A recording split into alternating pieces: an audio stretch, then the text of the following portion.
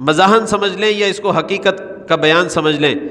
کہ انسان کی آج کی زندگی کو اگر آپ بیان کرنا چاہیں کہ انسان نے پوری زندگی میں کیا کیا یا انسان آج زندگی میں کیا کرتا ہے، تو آپ کہہ سکتے ہیں کہ وہ پیدا ہوتا ہے، پیسے کماتا ہے، شادی کرتا ہے، مر جاتا ہے، اس کے علاوہ کچھ بھی نہیں زندگی میں، یعنی کوئی اس کا نتیجہ، کوئی خدمت، کوئی اسلام کے لیے، کوئی انسانیت کے لیے کوئی خدمت کچھ نہیں ہے۔ کس طرح ایک بچہ پیدا ہوتا ہے، اس کے ماں باپ اس کے شادی کے لیے، کیونکہ شادی کے اخراجات بہت ہیں، شادی کے لیے پیسہ جمع کرنا شروع کرتے ہیں کہ ابھی یہ پیدا ہوا ہے، خاص طور پہ بچیاں پیدا ہو جائیں تو بچی پیدا ہوئی ہے، اس کی شادی کے لیے ماں باپ اپنی کمائی سے تھوڑا تھوڑا بچانا شروع کرتے ہیں۔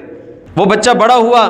18-20 سال کا ہوا، اب اسے کہتے ہیں بھی دیکھو ابھی تمہاری شادی نہیں ہو سکتی کیونکہ ابھی جتنا خرچہ آنا ہے پیسے اتنا جمع نہیں ہوئے، اب تم پڑھائی کے ساتھ تھوڑا کمانا شروع کرو۔ اب بچہ بھی کما رہا ہے، باپ بھی کما رہا ہے، وہ بچہ کماتے کماتے اس کی کمائی میں سے بھی تھوڑا تھوڑا بچت شروع ہوتی ہے۔ میں عام نچلے طبقے کی بات کر رہا ہوں، بڑوں کی نہیں۔ تو مثال کے طور پر انہوں نے سوچا کہ ہم 10 لاکھ روپے شادی پہ خرچہ کریں گے، بچے کی 25 سال کی عمر ہوئی، 10 لاکھ روپے جمع ہو گیا، شادی کی تیاریاں شروع ہو گئیں۔ اب شادی پہ خرچہ کتنا کریں گے؟ 10 لاکھ جمع ہوا تھا تو ادھار پکڑ کے 15-20 لاکھ روپے لگا دیں گے۔ 20 لاکھ روپیہ لگ گیا، اب جس کی شادی کی ہے اس کو کہتے ہیں بھائی تمہاری شادی پہ 20 لاکھ روپیہ لگا ہے، 10 لاکھ تو چلو پہلے سے جمع تھا، 10 لاکھ جو ہے وہ ادھار اٹھایا ہے، اب بقیہ زندگی اس قرض اتارنے میں تم نے لگانی ہے، 10 لاکھ ادا کرنے میں اس کی جتنی آمدنی ہوگی اس میں سے تھوڑا تھوڑا۔ تو زندگی کا نتیجہ کیا نکلا؟ یہی نکلا کہ جی پیدا ہوئے، شادی کی تیاری شروع کی، اور بڑے ہوئے، شادی کی، اور بقیہ زندگی شادی کے